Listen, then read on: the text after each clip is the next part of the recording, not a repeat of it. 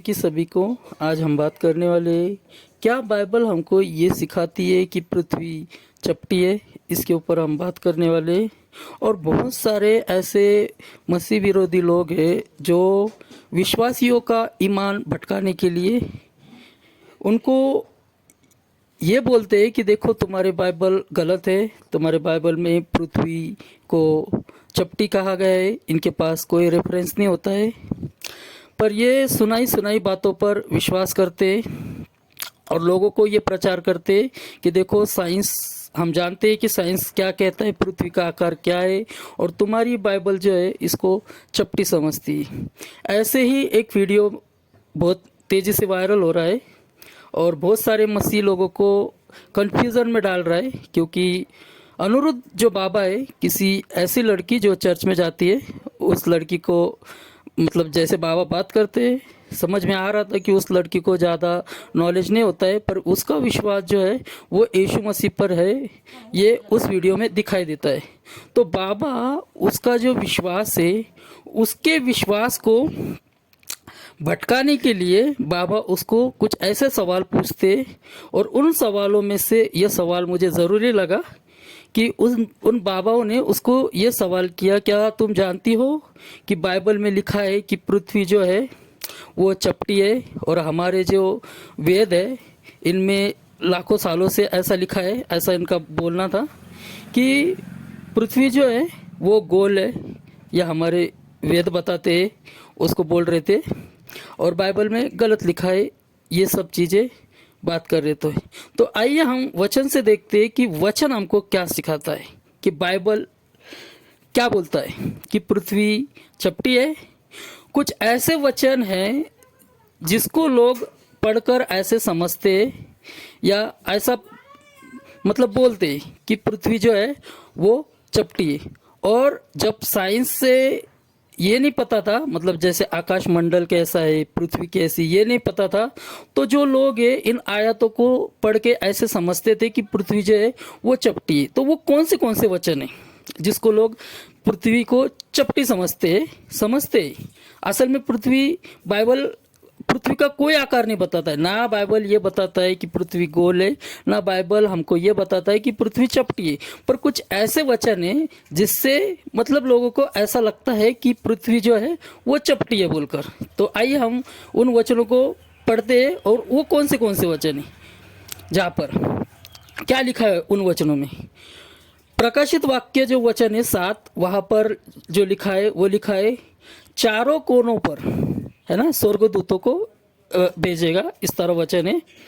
और कुछ वचनों में ऐसा लिखा है पृथ्वी के खंभे, जैसे भजन संहिता, व्यवस्था विवरण, शमूएल की किताब उसका 2 अध्याय 8वां वचन, वहाँ पर लिखा है खंभों के बारे में। और कुछ वचन में लिखा है जैसे भजन संहिता 30 का 4, वहाँ पर पृथ्वी की सीमा के बारे में बात हो रही है।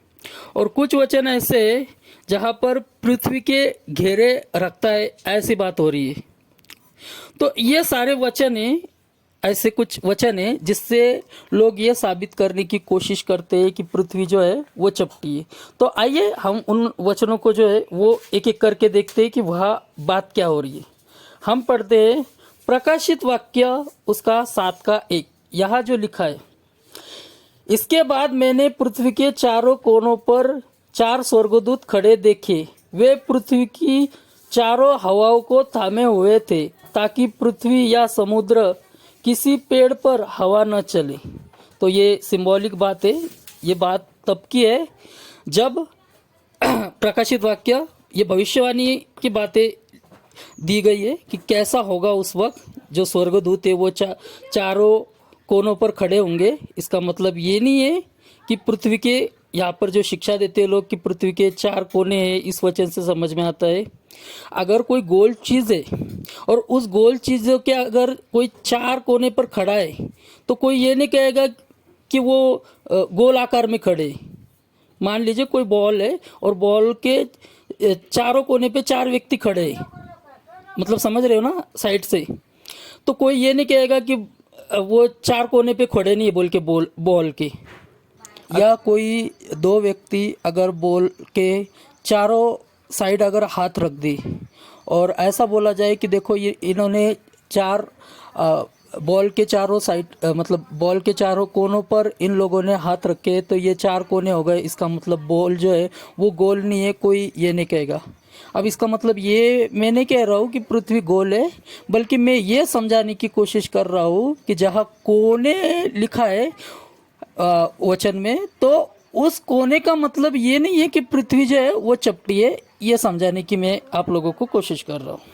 तो हम समझ गए इस वचन से, प्रकाशित वाक्य के साथ एक वचन से, कि यहाँ जो लिखा है चारों कोण है, तो इससे ये साबित नहीं होता है कि जो पृथ्वी है वो चपटी है बोल के।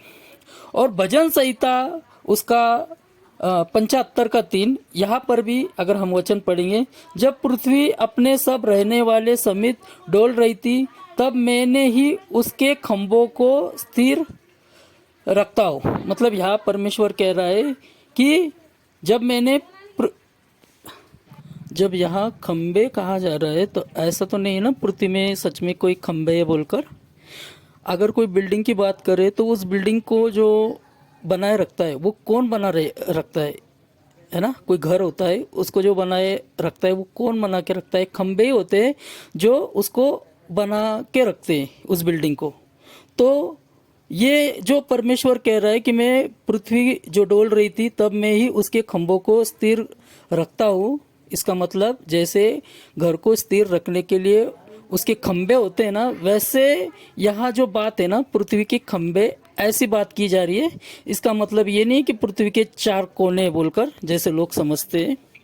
और ऐसा ही वचन अगर हम खंभों के बारे में देखेंगे तो पहले शमूएल 2:8 में हमको मिलता है। और उसके बाद व्यवस्था विवरण 13 का 7 में भी आप हमको मिलता है। मैं पूरे वचन एक्सप्लेन नहीं करूँगा, जहाँ जहाँ जो बात हो रही है उन वचनों को मैं बता दूंगा। आप चाहे तो मैं इन सारे वचनों को डिस्क्रिप्शन में दे दूंगा, वहाँ से आप इन सारे वचनों को पूरे संदर्भ के साथ पढ़ लेना और समझने की कोशिश करना जो मैं वीडियो में बताया हूँ। और आगे अगर हम पढ़ते छोर, जब छोर की बात हो रही है, इस छोर से उस छोर तक, तो ये छोर जब लफ्ज़ यूज़ किया है तो ये दूर दूर के रहने वाले लोगों के लिए यूज़ किया है। जैसे पूर्व दिशा, पश्चिम दिशा जब हम इस्तेमाल करते हैं, है ना, जब हम इन दिशाओं के बारे में ही बात करते हैं तो हम ये तो नहीं कहते ना कि पूर्व दिशा है, पश्चिम दिशा है, उत्तर दिशा है, दक्षिण दिशा है, इसका मतलब पृथ्वी जो है वो गोल नहीं है। ये तो हमारा बोलने का मतलब नहीं होता है ना कि पृथ्वी का आकार जो है वो गोल नहीं है।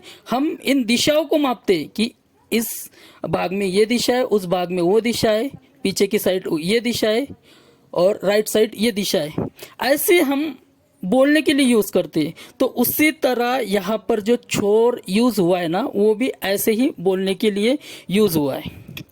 और आगे अगर हम पढ़ेंगे नीति वचन उसका 30 का 4, यहाँ सीमा की बात हो रही है ना, कि यहाँ परमेश्वर कहता है किसने पृथ्वी की सीमाओं को ठहराया है। तो यहाँ इस वचन से लोग समझते हैं कि पृथ्वी की कोई सीमा है, मतलब कोई छोर है, ऐसा समझते हैं लोग।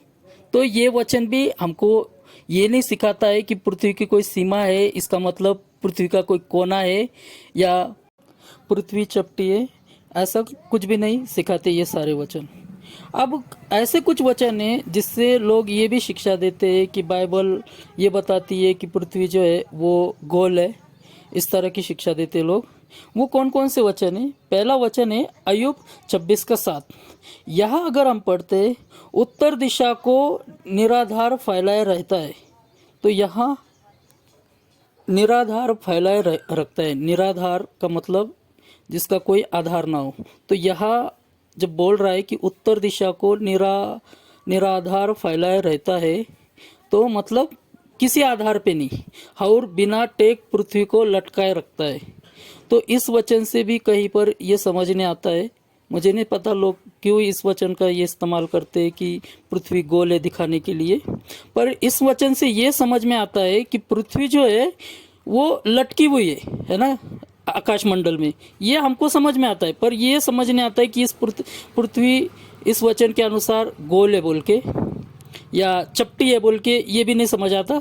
अगर लोग इस वचन से ये प्रचार करते हैं कि देखो दिशाओं को निराधार फैलाए रखता है तो पृथ्वी जो है वो चपटी है, ऐसा भी हमको इस वचन से नहीं दिखाई देता है अगर लोग इस तरह का प्रचार करते हैं। अगला वचन यशायाह का 40 का 22 है। वो है जो पृथ्वी के घेरे के ऊपर आकाश मंडल पर विराजमान है। मैंने पहले भी बताया घेरे का मतलब ये नहीं होता है ना, जब घेरा मारते अगर कोई युद्ध के लिए जाए और उस नगर को अगर घेरा मारे तो इसका मतलब ये नहीं है कि वो जो नगर है जिस पर वो आक्रमण करने वाले वो नगर गोल है बोल के। आगे अगर हम पढ़ते हैं, और पृथ्वी के रहने वाले टिट्टी के तुल्य है जो आकाश के मलमल के समान फैलाता है, ऐसा तान देता है जैसा रहने के लिए तंबू ताना जाता है। तो इस वचन से भी लोग ये समझते हैं, जैसे यहाँ लिखा है कि तंबू जैसा ताना जाता है, तो इस वचन से भी लोग ये समझते हैं कि देखो जिस तरह तंबू को तानते थे, चारों कोनों से तानते, यहाँ पर भी ये बात हो रही है, इसका मतलब पृथ्वी को ऐसे तानता है मतलब पृथ्वी चपटी है, इस तरह की शिक्षा देते हैं लोग।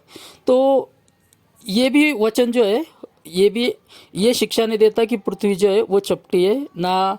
आयुब का वचन हमको ये बताता है कि पृथ्वी जो है वो चपटी है, और कुछ लोग बोलते रहे कि उस वचन से कि पृथ्वी गोल है, पता नहीं क्या समझ के वो वचन को एक्सप्लेन कर रहे। उस वचन से भी ये समझ नहीं आता कि पृथ्वी जो है वो चपटी है या गोल है। तो ऐसा कोई वचन नहीं है जिससे स्पष्ट ये समझ में आता हो कि पृथ्वी का आकार क्या है। तो मेरे प्रिय भाइयों और बहनों, आप समझ गए होंगे कि पृथ्वी का आकार क्या है। मैंने ये वीडियो इसलिए बनाया कि लोग जो है ऐसे कोई वचन देख के अपने ईमान से ना भटके। हमारा जो खास मकसद है, जो मैं हर वीडियो में बोलता हूँ, ये मकसद वो मकसद है जो चेलों का मकसद है। चेलों का मकसद क्या था कि लोग जो है वो मन फिराव पश्चाताप करे, अपने गुनाहों से तौबा और पश्चाताप करे और परमेश्वर के राज्य के लिए तैयार हो। ऐसे शैतान हमको ऐसी ही बातों में अटका के रखेगा और जो उद्धार का मार्ग है उससे भटका देगा।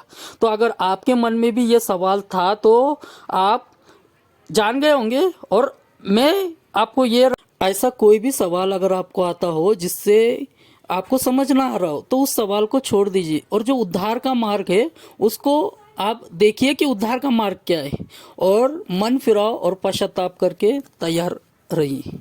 तो जय मसीह की, प्रेज द लॉर्ड।